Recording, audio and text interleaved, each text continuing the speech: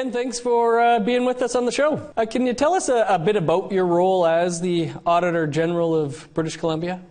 Sure. As quickly as I would sum it up, it really is the Auditor General. It really is that independent auditor of government. So essentially, if government does it, we can come and audit it.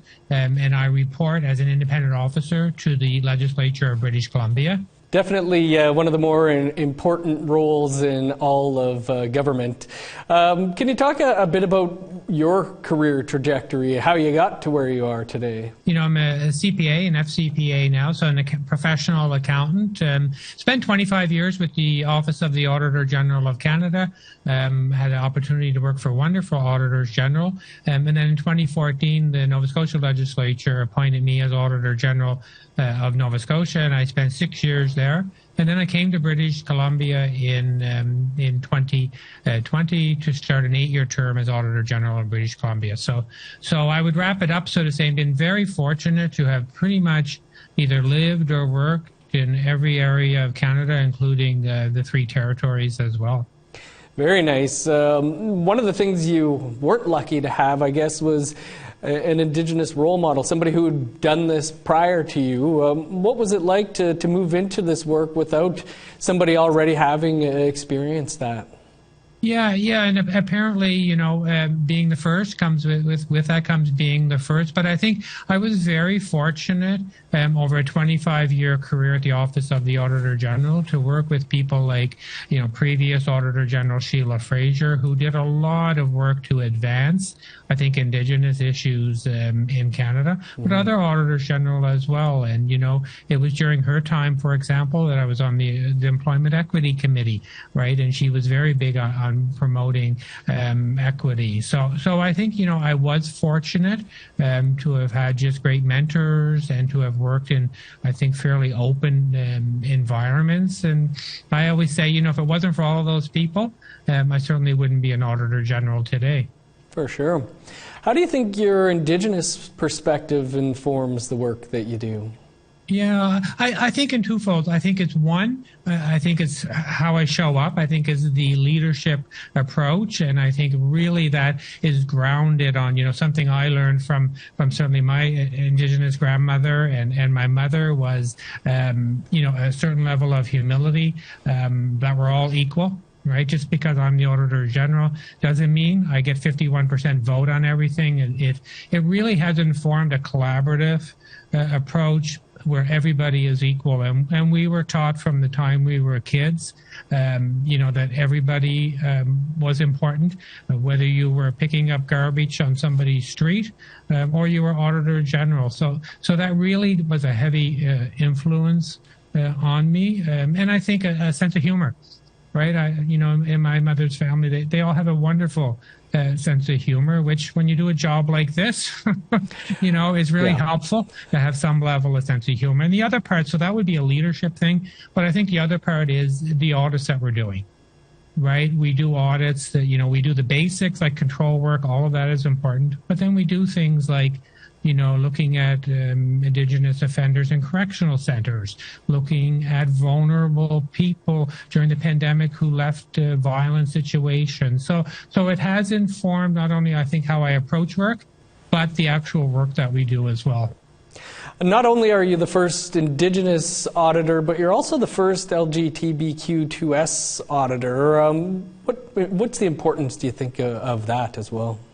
Yeah, and again, I'm not sure how many firsts I can be, I guess, but I think it really is just, really before I think diversity and inclusion were as important in society as they are today. It really, I think, sort of grounded me in terms of the leadership approach that I have carry out. So I think, how we run things here, I always say, when I leave an organization, I want it to be very inclusive of all people, to have diversity in the organization. So being GLBTQI2, again, I think it's a leadership approach where you're focused on people, the importance of people, zero tolerance, for, harassment, discrimination, any of these kind of things, because something that comes with a 35-year plus career, we have lots of work to do in Canada today, absolutely, but it's less work than we had to do 35 years ago.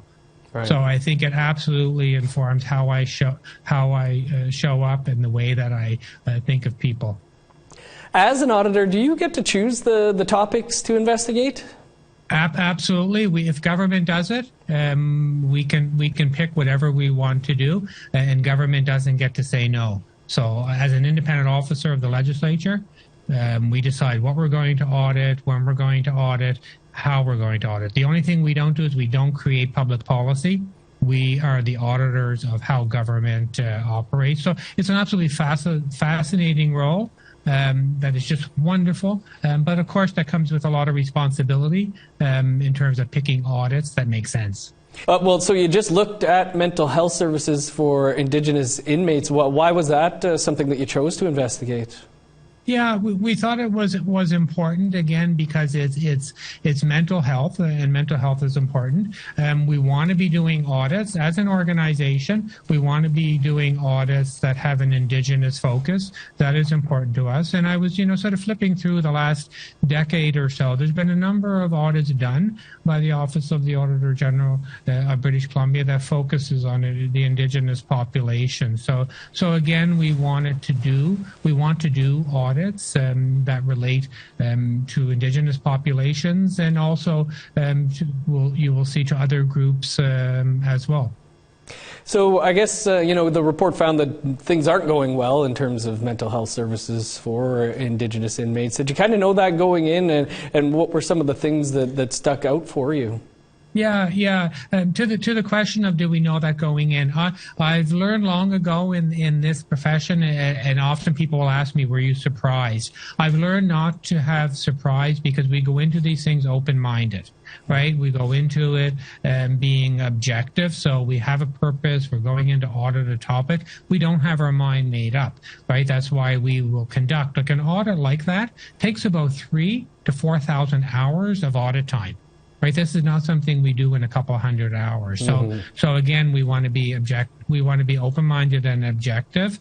And in terms of the main findings, unfortunately, the overall conclusion was that the PHSA, the government essentially in BC, is not consistently delivering services to Indigenous offenders in correctional facilities as they have outlined in their policy. So they have some work to do. But I'm really pleased that they've accepted the recommendations and they're going to act upon it. And the actions are really tangible. So, you wonder why people like me do these kind of jobs, right? It's really hoping to make change. Are you able to give us an indication of what you're looking into next? Sure. So what we do is we keep sort of a work in progress on our website to keep people informed. So it's not a secret. So to give you some sense of some of the things we have coming up, we will be looking at, in March, we will be tabling an audit on fraud.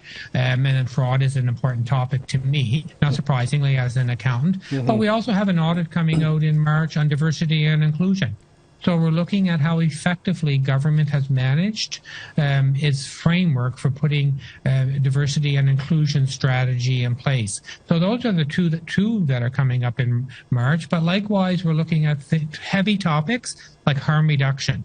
Right. So when you think of the overdose crisis that BC has had, we're in there auditing that to see how effective government is doing on harm reduction. So pretty important topics. And I think you asked me before about being, Indigenous and GLBTQI. Those types of things are reflected in the work we do. So while fraud and internal controls and this kind of stuff is important to me, likewise, things like diversity and inclusion audits, harm reduction, substance use, these kind of things are equally important. And that's reflected if you look in the output of the work that my office does. It's, on one hand, the typical type stuff, and then on the other hand, these other topics that are just so important to society. Well, I assume we'll be having you back on the show sometime soon when those reports come down. Michael, just finally here, what would you say to Indigenous youth or Indigenous folks who are already in accounting out there looking to become an auditor? Yeah, I would say certainly, we are always hiring, and we are looking to be more flexible and modern for Indigenous people who might be interested in becoming accountants. So maybe you don't have to work in Victoria or Vancouver. Maybe you can work in your community, and maybe there is a way to of doing that. But certainly, as an FCPA myself, I'm always happy to go out and talk with groups if groups will find that useful and helpful in terms of career advice and thoughts as well. But it is a wonderful profession, and certainly as an Auditor General, I've spent days in prisons. I've climbed container ships out in the ocean. I've been in submarine mines. I've all kinds of fascinating and wonderful things that really make this a super interesting career. Well, Michael, great work. It was great to see you again. Thanks for taking some time for us today. Happy to do it. Thank you for your interest, and always happy to come back if you feel if I can be of any help at any point.